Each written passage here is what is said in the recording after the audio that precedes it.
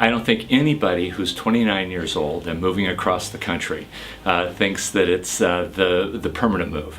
Jim Durham, Professor Emeritus at the University of Dayton School of Law, for the last 38 years has been Professor of Law. I was teaching in a non-tenure track position at the University of California, Davis Law School.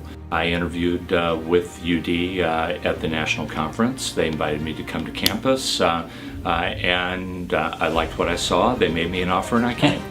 We've had wonderful students here over the time I've been at UDSL. One of the other retired professors, Jeff Morris, said that it's the best bleeping job in the world. The reason it is that teaching a law class is so intellectually stimulating. It's not a process of giving them information. It's a process of getting them to come to grips with information and then to start reasoning with it and building constructs and working with the law. And it's a great process to watch. I've said this to students over the years. You've got to decide what you like. Real estate law, and working as I did in San Francisco with real estate developers and investors, it's ultimate problem solving because there are a multitude of issues going on. You had to look for the win-win. You couldn't win at the expense of somebody else because that other party could just walk away. Coming into teaching, it's also a win-win because what I want to have happen in class is I want something good for the students. And you can see that.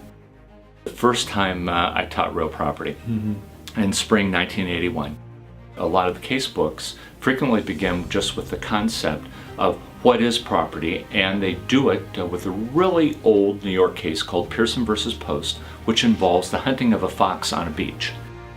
The concept is legal protection equals property. We run the fox on the beach, and we do it for 2 classes.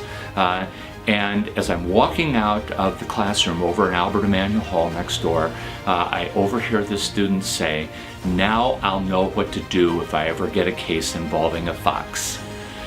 Which, of course, was not the point. It had nothing to do with it. It had nothing to do with the fox. And I'm going back to my office going like that. Much to my real surprise at the time, I was voted Professor of the Year at the end of that semester.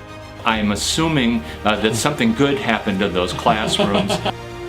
A lot of times, I think we get caught up in the idea that there's a way to do something, that there's a trick to it. And the fact of the matter is we're going to approach things differently, but if you give it your all, that you are going to have success. And I think that is probably the most important thing that we can say to anyone undertaking as a law student or going out as a practicing lawyer.